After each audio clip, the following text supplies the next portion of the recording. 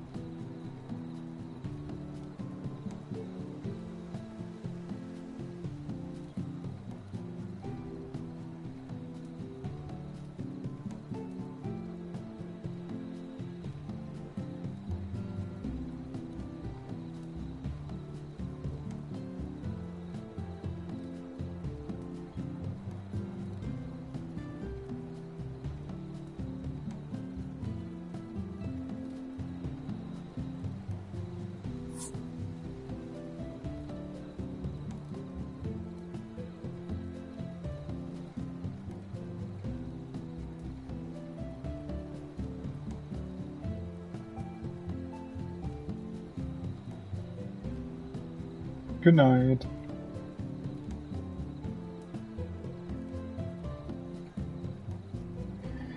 Ooh, well. Yeah, I mean, it was a little bit of a scuffed thing. I feel like here with Endsinger, not only did we take way too long until people had actually unlocked the alliance raid and everything, so we basically only had an hour on it. We reached Enrage. I mean, it's not necessarily a tough fight. It's a bit of a weird one because, like, I like how it's designed, but it's also at the same time just a little bit strange in a couple of ways, where I think that it's a bit too much movement. Obviously, when you know where you're supposed to go, and if the markers are set correctly, then yeah, you can avoid movement, but it's still going to be a bit weird. And also, one thing that I also didn't really like in normal mode is that you basically have to rotate your camera a whole bunch, and that just doesn't feel that great. The mechanics in and of themselves are cool. I just wish it was a bit easier to see them without having to constantly rotate your camera. I mean, I'm sure if you get used to it, it's not that big of a deal, right? As I said, when the markers are set correctly, it's not that difficult, but it can be somewhat annoying, I feel like. So that's a little bit of an issue.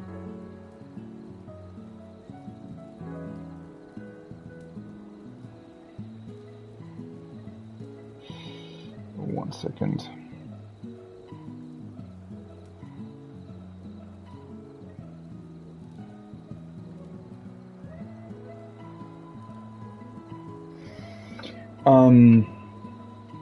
Yeah.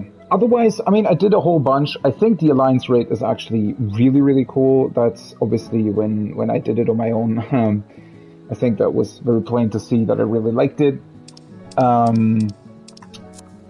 The PvP seems fun. And what I like most about it is it's short, it's easy to level, right? It'll be fun, and there are good, or at least somewhat interesting rewards for it. So I'm definitely going to dive into that tomorrow a little bit more as well.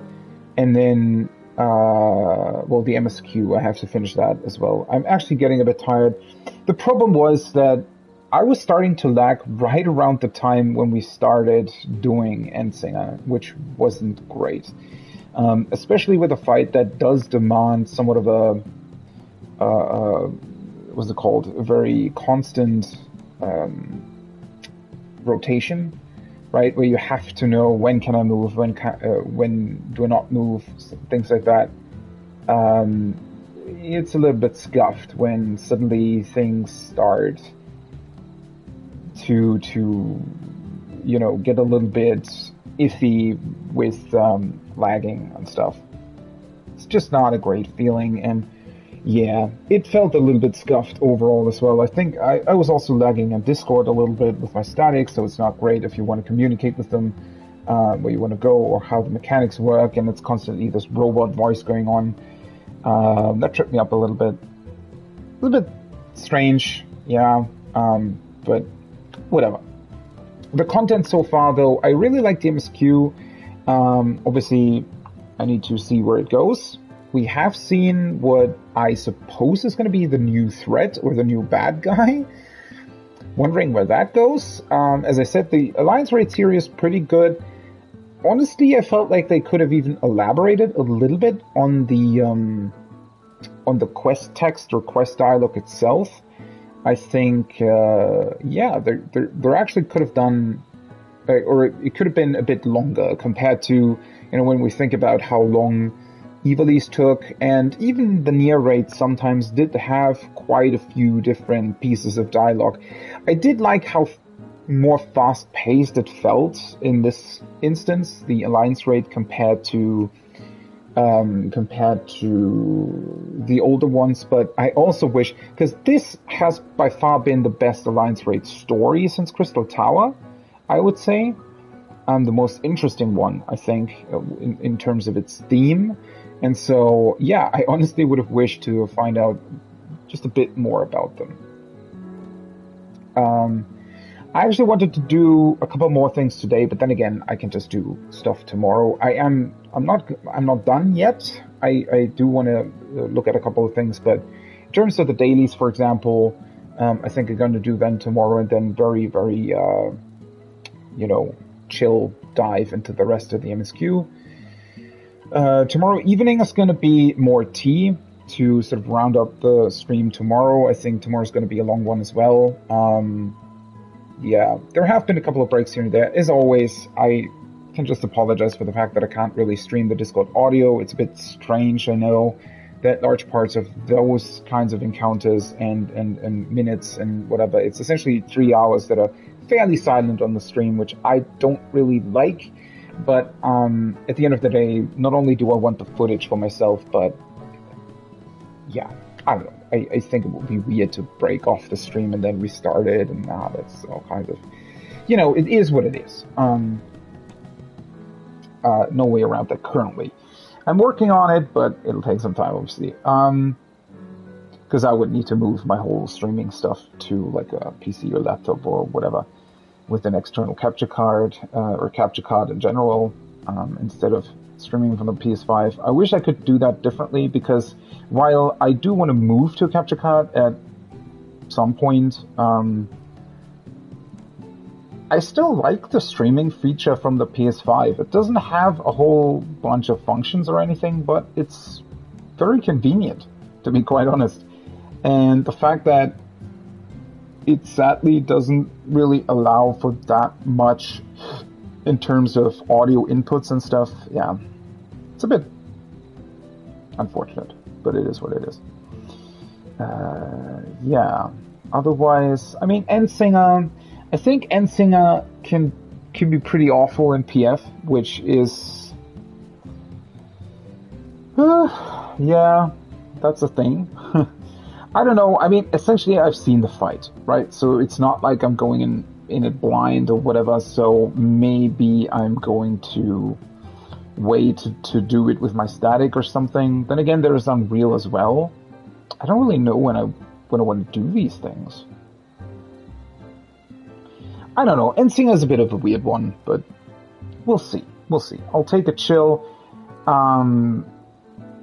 Definitely want to continue the MSQ, want to do a couple more PvP matches as well. That seems really fun. And then start leveling stuff again, getting into the groove of getting back into expert roulette and, doing dailies in order to level the rest of the jobs that I'm still missing, those kinds of things. And then obviously also doing weeklies, doing the custom delivery turn-ins for crafters and stuff. Getting into that as well, crafting in general, is definitely something that I want to look at. So yeah, whole bunch of things to do. Give me 1, or rather 10 seconds.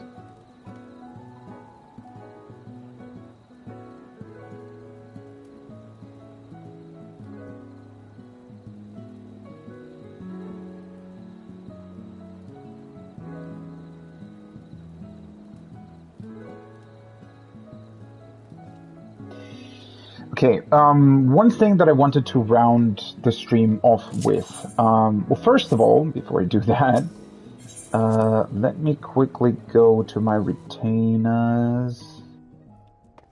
I definitely need to change what they're collecting, finally. Because they've been collecting this stuff for a while now. Oh, right, they changed the way it's sorted, which I really like. Okay, 208, 186, 211, 209. I actually have quite a few of these materials, interestingly enough. I have 600 of these, which is good. Okay, then I'll start with this one. I think this is a new edition with this patch, right? It should be anyways. So I guess it would be the same here, potentially. 8. Ah, well. That works. And then...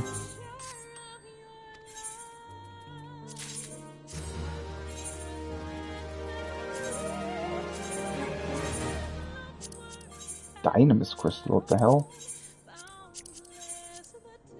Oh. Let's do this then.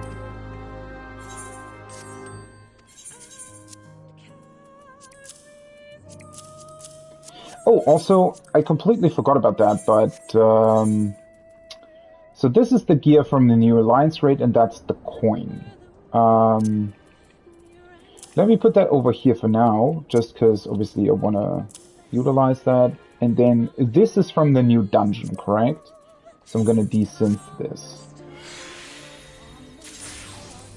It's hopefully also giving me other stuff to sell. What is this? Immutable solution? Is that the new, like... rare thing, potentially?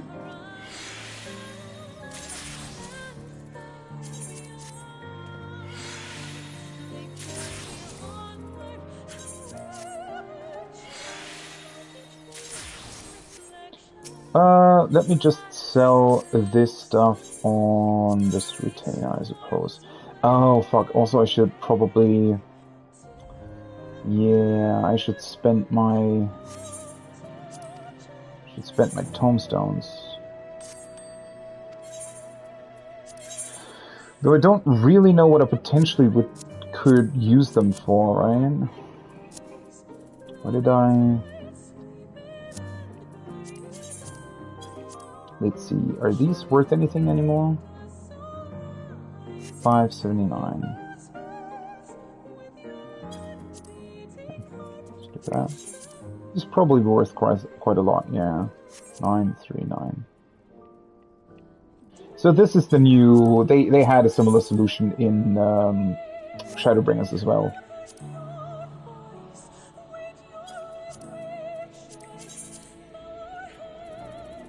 Scarlet Mocha Cloth. I mean, maybe it sells, right?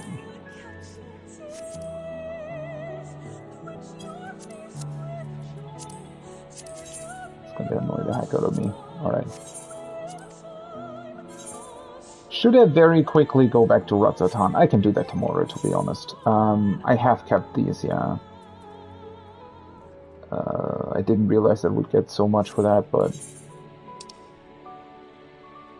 Honestly, I probably didn't overcap by too much, I think, because I basically only did a dungeon and the Alliance raid 2 times, and it doesn't actually drop that much from them, I think. Yeah, but one thing that I wanted to sort of close the stream off of is with the collection and the new Unending Codex. Obviously, there's going to be a couple more things that I get tomorrow as well, I assume. So currently we have two categories here. One is people, and the other is, I guess, events or something. I am slightly concerned that the space up there for different categories is slightly low. No idea what's up with that, but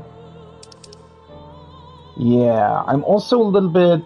I don't know what they're really doing with this, since technically we also...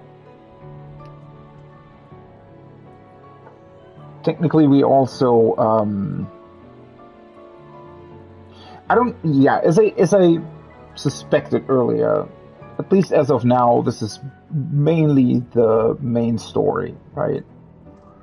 We'll see, I guess.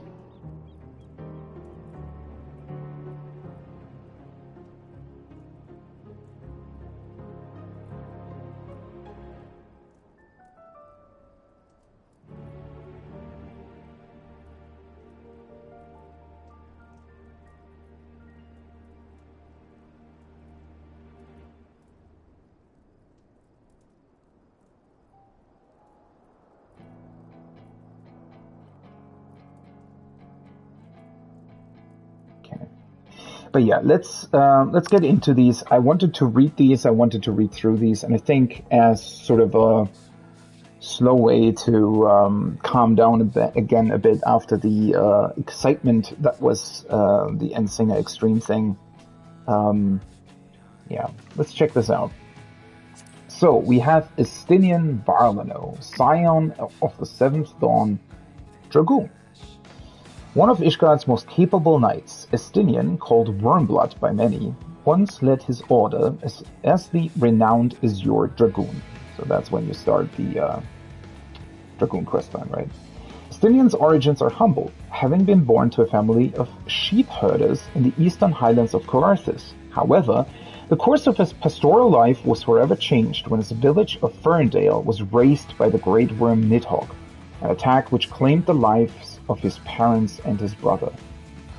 Bereft of home and family, the orphan of 12 summers was taken in by Alberic, then holder of the title of Azure Dragoon. The two proceeded to forge a complicated relationship, a martial instructor, an adoptive father, and a flawed knight, one who failed to protect his family. To the young Estinian, Alberic was all these things, and more. To be honest, this tragic backstory of Estinian, I mean, I think it gets told to you by Alberic in the Dragoon questline, but since we never really see it, right, it's very hard for it to actually have an impact on the player. And Estinian now has been with us so long that you kind of forget about that. So it's very, very cool that we get this description here, obviously, but yeah. I mean, I knew this, but it's been so long since that I'd heard it, right? So it wasn't really somewhere in the back of my memory, I guess. When his training was complete, Estinian joined the Temple Knights. So focused was he on the fight against the Dravanian horde that he scarcely remembered the names of his companions. His sole friendship was with Aymeric the Borel, a knight of similar age who shared Estinian's passion for the cause. Estinian's prowess saw him rise through the ranks, first becoming a dragoon and later inheriting the title of Azure Dragoon, once held by his foster father. Like all Azure Dragoons, Estinian would carry with him the Eye of Nidhogg, a relic torn from the worm's head over 1,000 years ago. Though the eye conferred power to the bearer, it rendered them vulnerable to Nidhogg's influence, and his undying hatred threatened to consume Estinian's very soul. Only through constant vigilance and strength of will did Estinian maintain a grip on his sanity, though there were occasions when he came perilously close to succumbing to Nidhogg's rancor. I wonder, considering that all Azure Dragoons carried with them the eye and then basically gave it to the next Azure Dragoon, I wonder how many of them actually succumbed to his power in a way, or at least partially did that. There probably were a couple of instances over it. I mean, think about it, it's a time span of 1,000 years, right? So you would assume that at a certain point maybe somebody would succumb to that as well. In the midst of the Dragonsong War, Estinian offered to accompany the Warrior of Light and Alphino Le Vieux in their quest to convince the Dravanians to renounce their 1,000-year campaign of vengeance. Though he did not believe they would succeed, Estinian nevertheless agreed to eschew violence, unless circumstances forced his hand. They were later joined by Isael, leader of the heretics, who similarly believed peace an unlikely prospect, but one still worth pursuing in earnest. Estinian traveled with the others to the Churning Mists, where they sought an audience with Helsvelger, brother of Nidhogg. From the Great Worm they learned the truth of the Dragonsong War, that it was King Thordan of ancient Ishgard who drew first blood when he and his knights murdered the Great Worm Ratatoskr, and subsequently devoured her eyes so that they might claim her power for themselves. Yet in spite of this truth, the fact remained that Nidhogg was intent upon the destruction of Ishgard, and if he could not be persuaded to yield, they had but one recourse. In the end, the Azure Dragoon succeeded in hunting down and slaying his arch-enemy, presumably ending the 1,000-year war. Upon their return to the capital, Estinian and his companions discovered that Archbishop Thordan VII had plotted to wield the power of a primal to transform himself into an eternal god-king and bless the world with his twisted idea of harmony. They pursued the Archbishop to Azizlar, where they put an end to his machinations once and for all. However, in the wake of the battle, Estinian succumbed to the all-consuming hatred within Nidhogg's two eyes, transforming into a vessel for the worm's shade that would marshal his forces for a final assault on Ishgard. Following his defeat on the Steps of Faith, Estinian regained partial control and urged Alphino and the Warrior of Light to kill him, but instead the two tore the eyes from his body, casting out Nidhogg's shade and saving the Dragoon's life. With his homeland entering an age of peace, Estinian renounced his title of Azure Dragoon and set off on a journey of his own. Even during these wanderings, though, he stayed abreast of the science activities and participated in both the liberation of Alamigo and sabotage efforts within Garlemald. In time, he gave in to the relentless solicitations of Tataru and Cryo, officially becoming a scion and working tirelessly with his comrades to deliver the world from the calamity known as the Final Days. Following his long journey from arch-nemesis of dragons to their friend and brother, Estinian renamed his lands Nidhogg after his fallen foe. Though he is still a lone wolf at heart, he travels more often with others than before, such as to the Isle of Thavnair, where he has forged a new friendship with Vitra, another of the First Brood. That is a very comprehensive, yet also pretty extensive description of his life. It's pretty cool.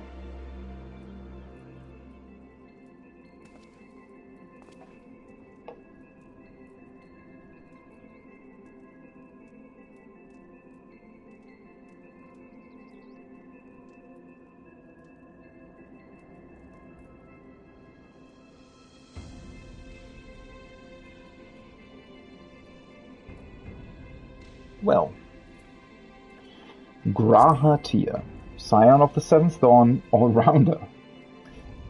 Kind of funny that they still incorporate that. I mean, I know he kind of needs to be that for the trust system, or duty support system, what it's now called, but a relatively recent addition to the science of the Seventh Dawn, Grahatia hails from Corvus in southern Ilsebard, where the Allegan Empire once flourished during the Third Astral Era. Although the Mikote were once forced to toil in obscurity for the glory of Alec, Grahatia's tribe, ever proud, devoted themselves to the study and preservation of arcane secrets. Thousands of years later, when Corvus was conquered by the Gaulians and brought under the jurisdiction of the illustrious House Darnus, a young Graha, heir to vast stores of Allegan knowledge and the last child born with the Allegan Eye, was given into the custody of the students of Baldessian. He has such a cool backstory as well, right? You don't really realize that when he first gets introduced in the Crystal Tower raid lane. I mean, I know that, obviously his special feature, so to speak, with the connection to the Allegans gets explored in that questline, but this whole backstory with Corvus and everything, that is something, it is mentioned somewhere, and it's mentioned during Endwalker, I think, as well, but It's so cool that we can actually read through this like this, right? After acquiring Shalane citizenship and freedom from more mundane duties, Graha concentrated on his education, earning his Archon's mark for his groundbreaking research into ancient arcane wisdom. Well, that's a very broad description, isn't it? Owing to these qualifications, Graha Tia was tasked with the vital duty of investigating the Crystal Tower, the most fascinating and forbidding of the surviving relics of the Allegan Empire. It was during this expedition that he met with Rambros of the Sons of Saint Koinag, Sid Garland of the Ironworks, and the Warrior of Light, an occasion which led to the formation of the fellowship known as Noah. With his newfound companions, he laid bare the secrets of ancient Alec, and learned from the awakened clones Une and Doga that the eye he inherited was in truth the royal eye, the unmistakable mark of the Allegan imperial family. With it, he could control the Crystal Tower itself, per the wishes of Selena, the final princess of Alec, who had chosen to pass down this gift and place her trust in future generations. Judging that mankind was not yet ready for the secrets of the Crystal Tower, Graha Tia sealed himself within it in the hope that he might awaken in an age where his fellow men had set aside their differences, and they might truly comprehend and wield the Allegan knowledge for the benefit of all. Alas, when Graha Tia awoke from some slumber 200 years later, the world had been ravaged by tragedy and death, for the 8th Umbral calamity had come to pass. Biggs, third of his name and 18th chairman of Garland Ironworks, had cracked the tower's wards, seeking to harness the power within to develop a means of time travel that they might forge a future in which the calamity had never occurred. Graha agreed to lend them his aid, and so it was that he and the Crystal Tower were transported into the past, not of their world, the source, but of the reflection known as the First, where fate would once again see him reunited with the Warrior of Light. The First, for his part, had suffered a calamity no less daunting than that of the Source.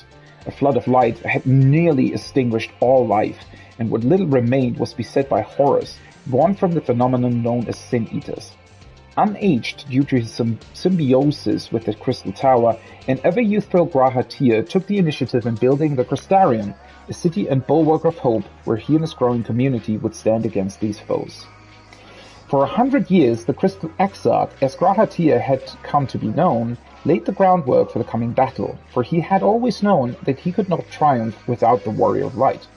When the time came, he summoned the champion and their allies, albeit accidentally, from the source, assembling a formidable alliance to take up arms against the Light Wardens and reclaim the long-absent Night's sky. The final step of Graha Tia's plan would have seen him render up his own life for the preservation of the First and the Source. Blessedly, the sacrifice did not come to pass. Ultimately, the Warrior of Light and their brave companions succeeded in laying low the Ascians, Emetself, and Elidibus, ending the threat of an 8th Umbral calamity and giving the First hope for a brighter tomorrow. When the Scions at last returned to their own world, they did not do so alone. Graha Tia had conceived a method in which his memories and essence in the First could be merged with his past self still sleeping within the Crystal Tower of the Source. The awoken Graha Tia eagerly joined the ranks of the Scions of the Seventh Dawn and proceeded to employ his ample knowledge of all things Allegan, as well as the leadership skills he honed as the Crystal Exarch, to provide invaluable guidance and support to his companions. In particular, his decisive actions in Daphnia during the final days ensured the survival of countless innocents. After the de facto disbanding of the Scions, Graha Tia joined Kryl in helping to rebuild the students of Valdesian. However, he has not yet shaken his wanderlust and will not hesitate to seize any opportunity to embark upon a new journey with the Warrior of Light. Oh man, these descriptions.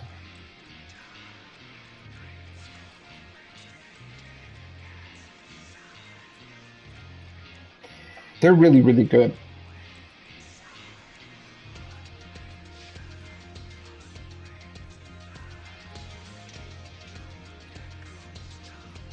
One second.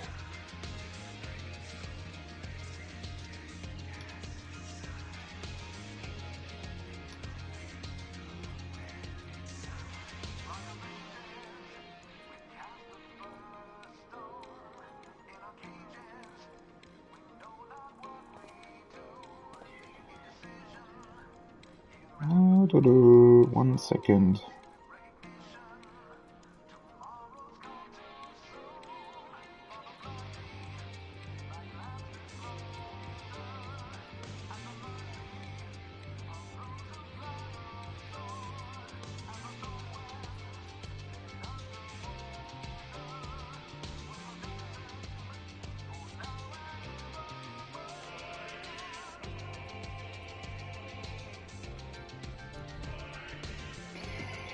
Okay, Kryl.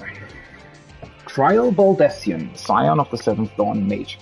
I was kind of, not forget, I know that she's called Baldessian, but that is such a cool connection to, well, everything really, right? The students of Baldessian, I guess.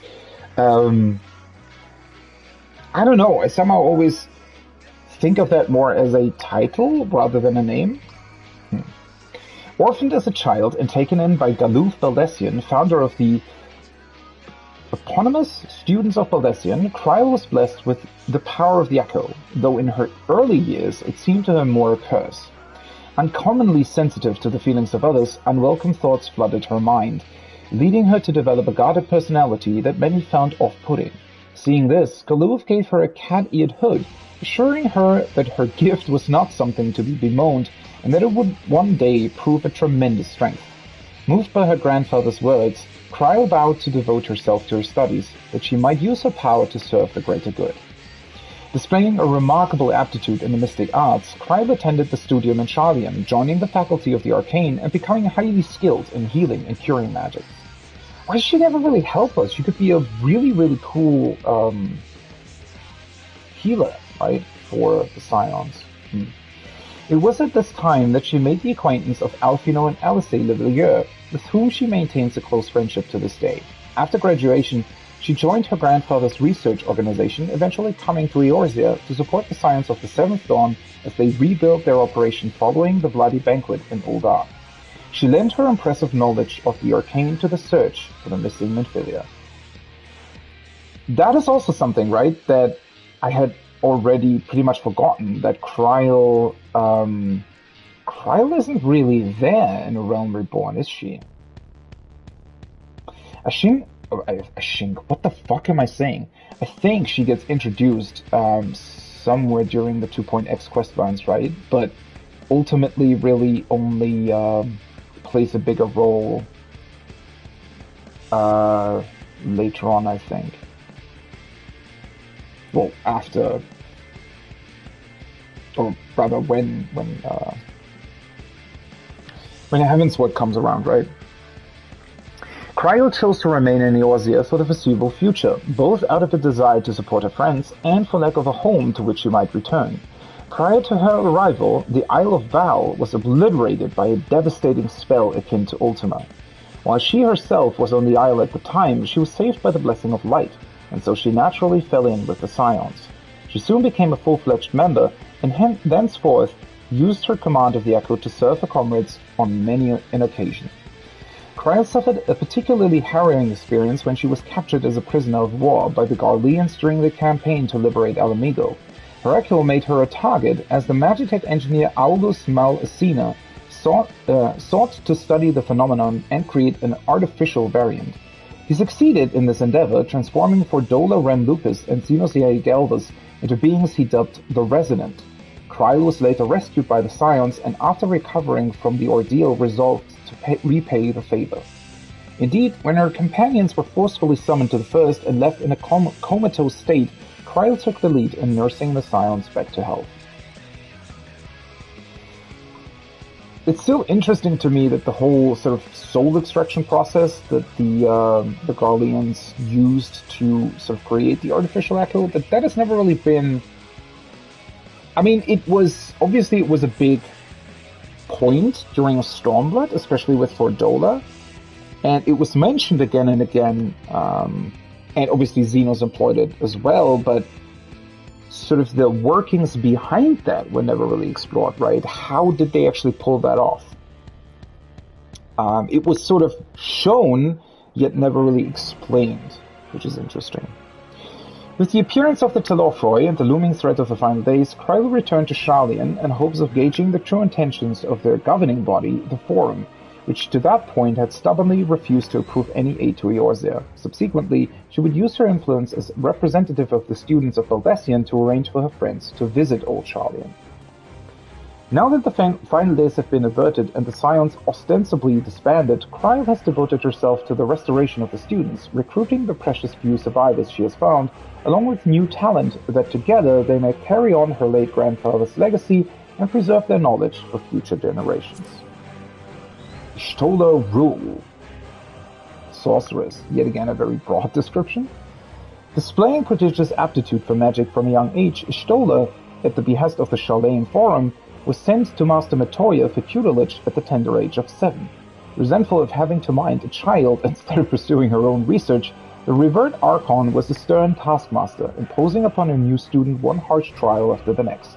Stola, for her part, did not shirk from these formidable tasks, eventually winning the approval of her mentor, who doubtless saw in the stubborn Mikoto girl shades of her own self as a child.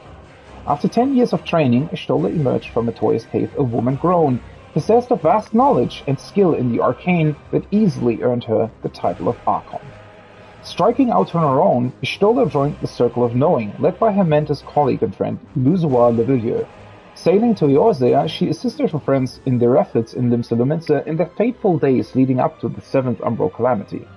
During that time, she won the trust of Admiral Merlwip Blofriswin, to whom she lent invaluable assistance in rebuilding the Eorzean alliance, which had theretofore devolved into a shell of its former glory. After Luzois gave his life on the fields at Carteno, Stola became one of the founding members of the Science of the Seventh Dawn, formed by the merger of her own Circle of Knowing with a like-minded organization, the Path of the 12. That is so interesting, the name, right? Now considering what the new alliance raid brought. Together with her new companions, she worked tirelessly to quell the threat of the Primals and defend Eorzea from the invasion of Gardamal's 14th Imperial Legion. When the Scions were caught up in the political coup in Ul'dah, it was Istola's command of forbidden and ancient teleportation magics that allowed her and Thancred to escape the clutches of the villainous Crystal Braves. Left to wander the lifestream as a result of this, she was on the verge of being lost forever to the etheric currents when she was rescued and called back to this world through the efforts of Kani Senna and the Warrior of Light. Stola awoke from her coma to find she had lost the physical ability of sight, gaining in its stead the power to see ether in the environment around her.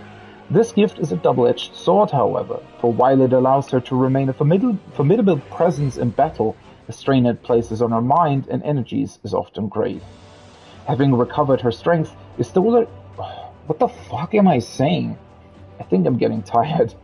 Having recovered her strength, Stola joined her fellow Scions in their exploits across Eorzea, traveling to Azizla to dispose the mad Archbishop Thordan VII and bring the Dragonsong War to an end, then playing a key role in the liberation of Alamigo. That short paragraph kind of shows you how much time she's actually not there during Heavensward and Stormblood, right? Stola once again suffered a harrowing experience when her soul was accidentally forcefully summoned to the First by the Crystal Exarch. Assuming the allies Matoya in honor of her mentor and concealing her true identity, she befriended the Knights Blessed, a group of dark worshippers who made their home in the depths of the Raktika Greatwood. It was around this time that Stola came to make extensive use of destructive magics to complement the healing and curing arts at which she had always excelled. After the Scions succeeded in restoring the darkness to the light-blighted First, they returned home to the Source, where Stola would again play an invaluable role in averting the dark designs of the Telothroi, in the end journeying with her friends to Ultima Thule to deliver the world from the final days. Having long served the now disbanded Scions with her boundless knowledge and pursuant sorcery, Stola now strives to find an answer to the universe's most fundamental question, seeking the truth of creation to honor the legacy of her mentor, Master Matoya. And we also get a description of Hydaelyn. Primal. Well, she wasn't originally a primal. I guess, well, Hydaelyn is. Her creator isn't. The will of the star, 'tis she who has long kept Aether's turning. Tales of Hydaelyn's call and the singular power it is said to bestow, the Echo, have been recorded throughout history. The nature of that power was not wholly understood, and it was often conflated with another of her gifts, the Blessing of Light, which ensured one's ether would remain uncorrupted by primal tempering. The chosen few also spoke of being summoned to the heart of the star, where, according to their testaments, awaited a pure and towering crystal. It is likely that said testaments gave rise to the appellation Mother Crystal, as well as the usage of Hydaelyn to refer to the star itself, though the precise point at which these terms became commonplace remains unknown.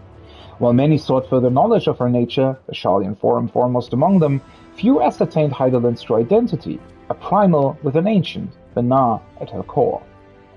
In a time before time, society was governed by the Convocation of 14, upon which Benar held the seat of the Zem.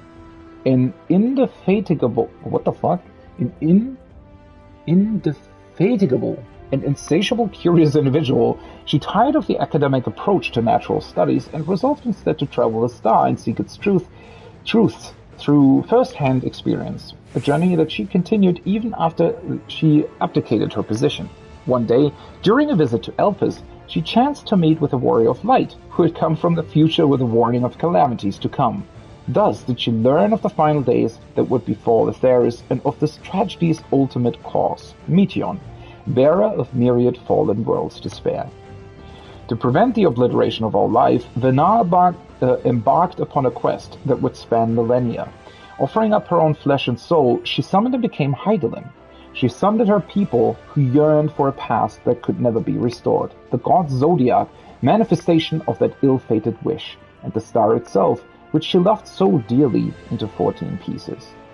The god of darkness was jailed within the sunlit world's moons, and her people condemned to a fragile and imperfect existence forevermore. However, she knew that from their imperfection, their suffering, would arise the strength to face deepest despair. So passionate was her love for mankind, so unwavering her faith in its potential, that Hydaelyn would never, in the eons that followed, waver in her belief. Even as shard after shard fell to calamity and were rejoined with the source, empowering Zodiac as it enervated her in turn, she stayed the course, awaiting the day when man would prove himself worthy. When at last the time came, and the silence of the seventh dawn triumphed over her in a battle that burned through her very soul, she faded away with a smile on her lips and peace in her heart.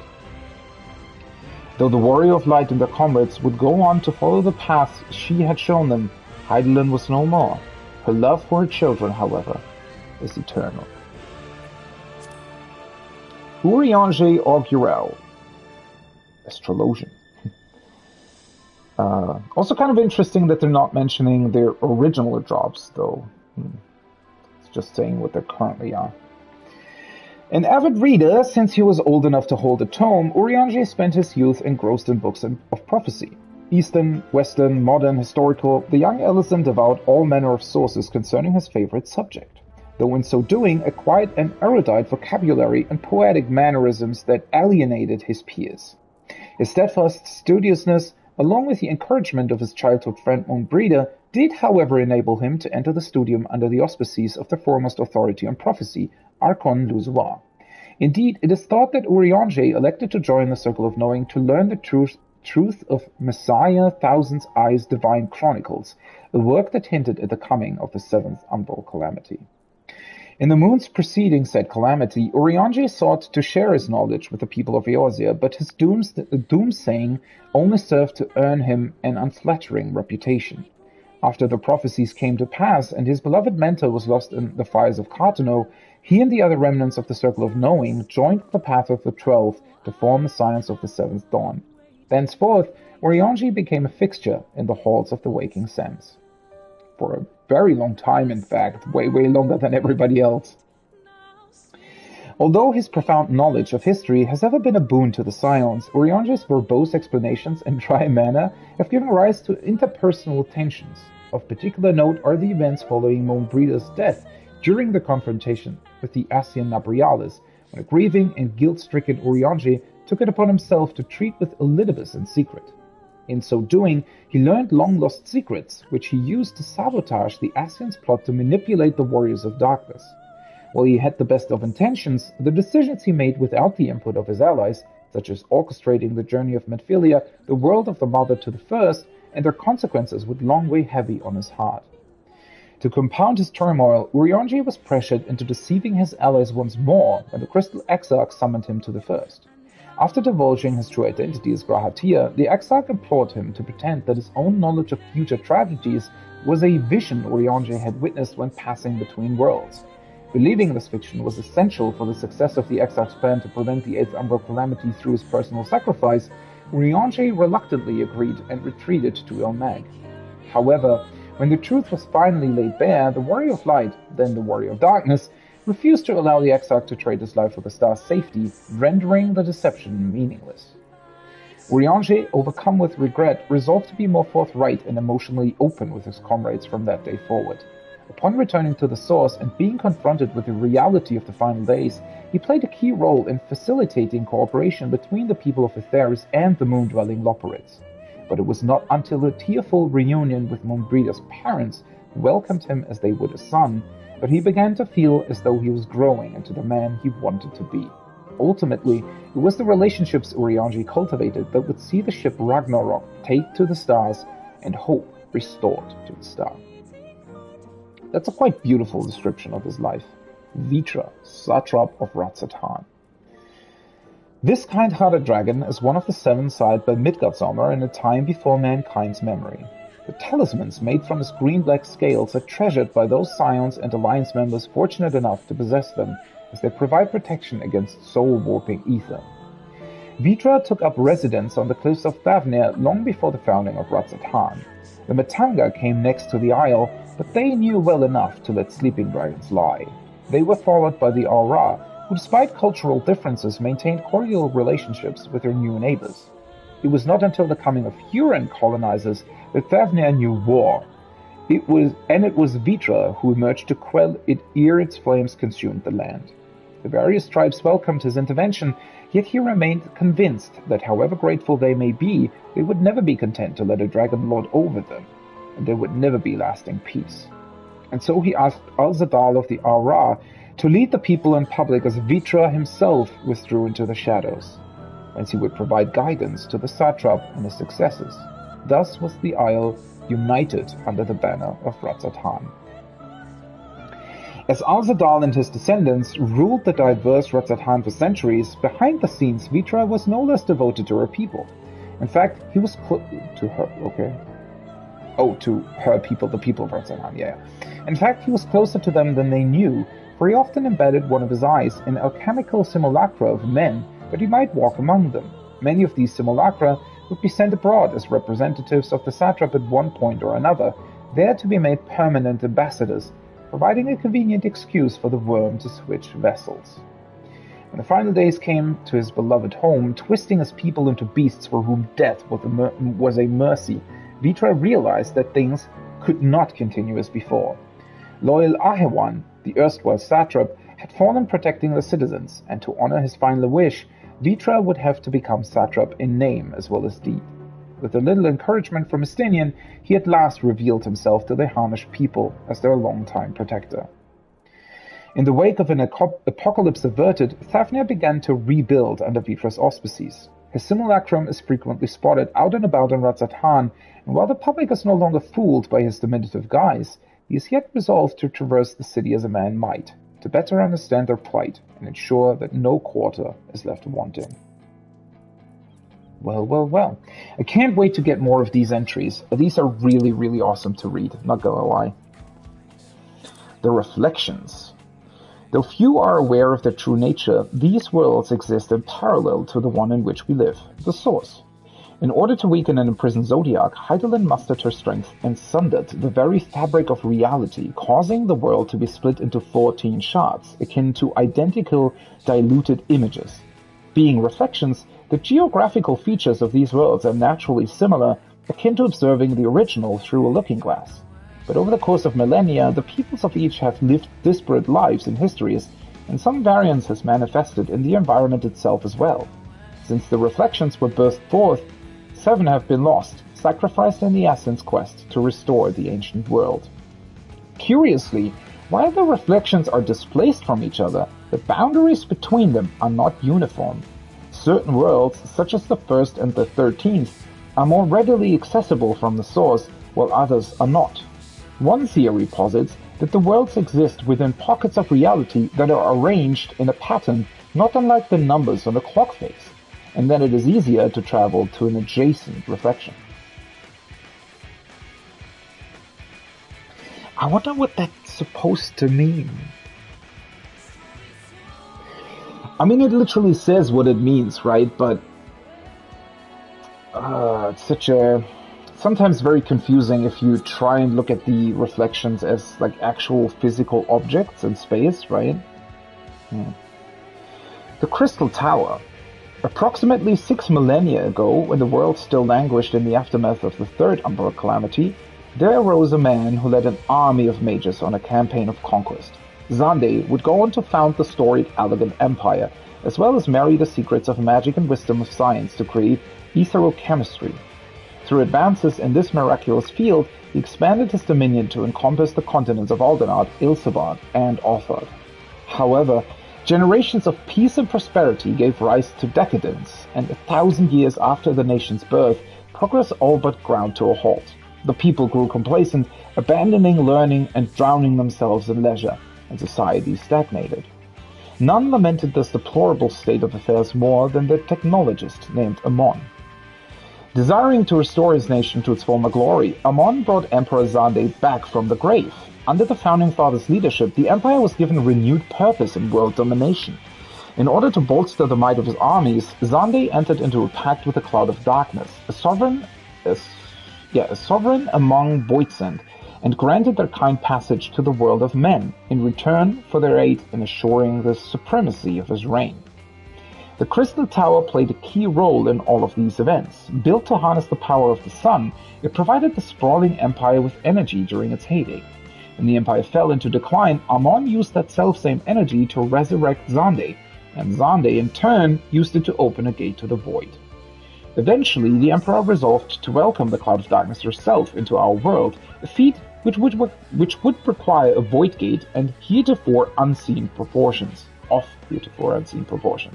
To this end, he commanded that the icon Bahamut, captured in Mericidia, be encapsulated within a massive iron sphere. The sphere was launched into the heavens and set into motion alongside the moon, where it utilized the worm's affinity to fire-respected ether to accumulate solar energy in a more concentrated form. Yet while the tower had been fortified to channel the increased flow, the land upon which it had been built could not withstand the immense forces. The Crystal Tower's collapse triggered a series of earthquakes which shook the entire realm, bringing about the Third Umbral Calamity and consigning the Allagan Empire to oblivion. For 5 millennia, the Crystal Tower lay buried and forgotten, until the violence of the 7th Umbral Era coaxed it from its resting place. Awakened from his long slumber, Emperor Zande once more sought to fulfill his nihilistic ambitions, but he would be thwarted by the stout souls of the Fellowship of Noah and their newfound comrades from the distant past. Then we have the First Brood. Though there are many exceptional dragons, the worms of the First Brood are beyond compare. In a time before reckoning, Midgardsormr traversed the great expanse, bearing 7 eggs as he searched for a new home.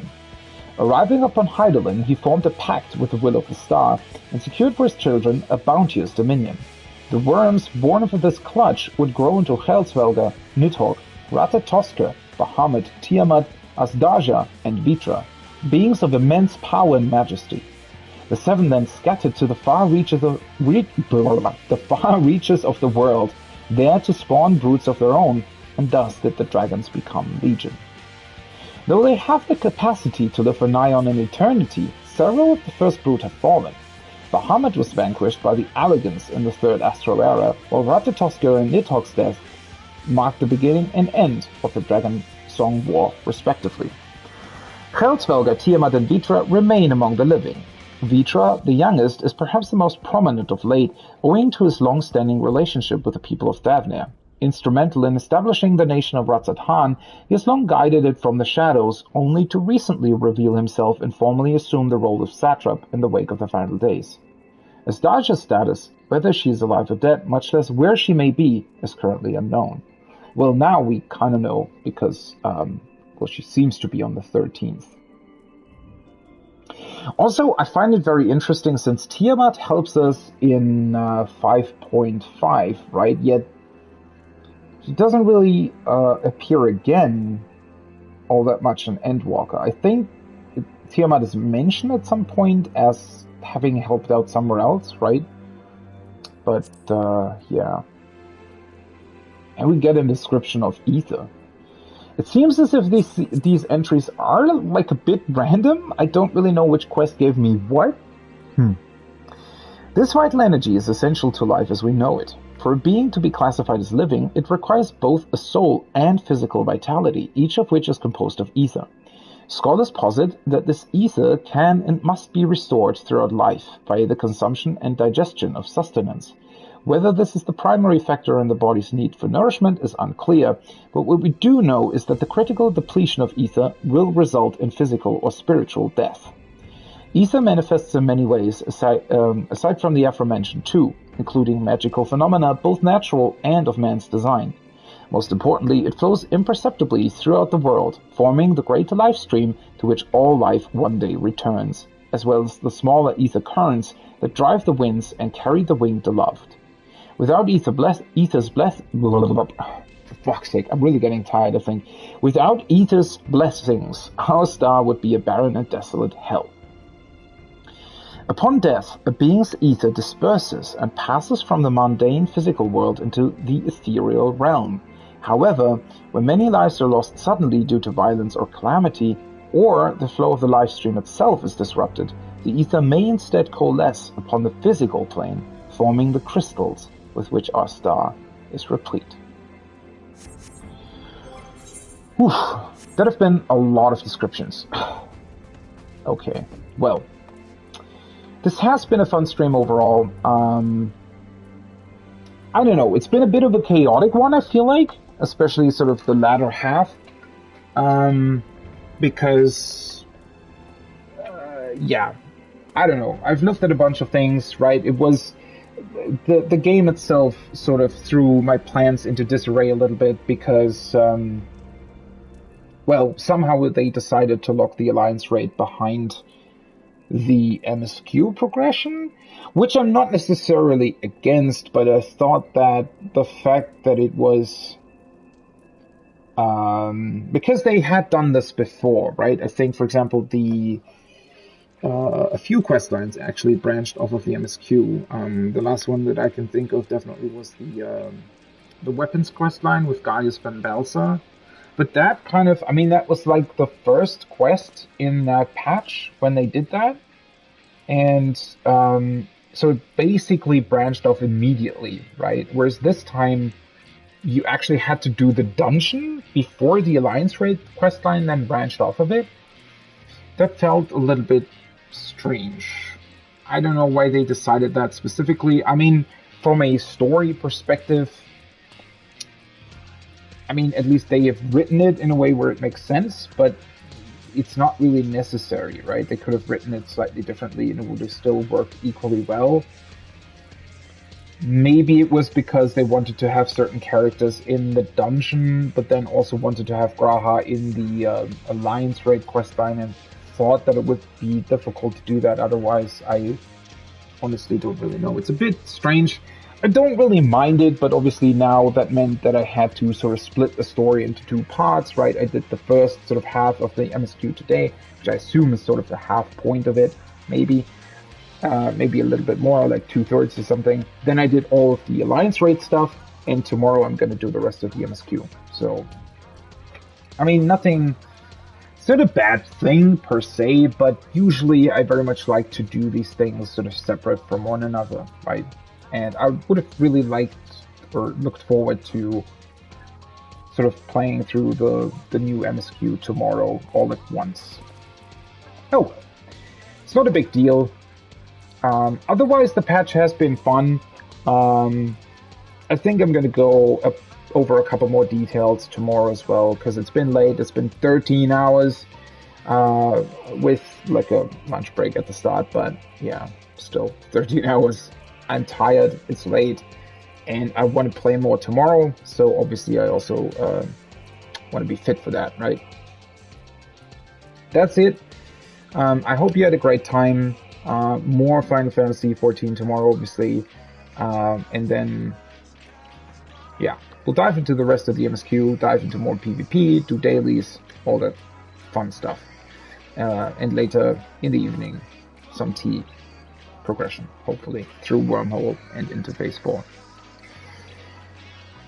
That's it. I hope you're having a great rest of your evening, night, morning, or day, wherever you are, and I also hope to see you tomorrow for the next stream of Final Fantasy XIV.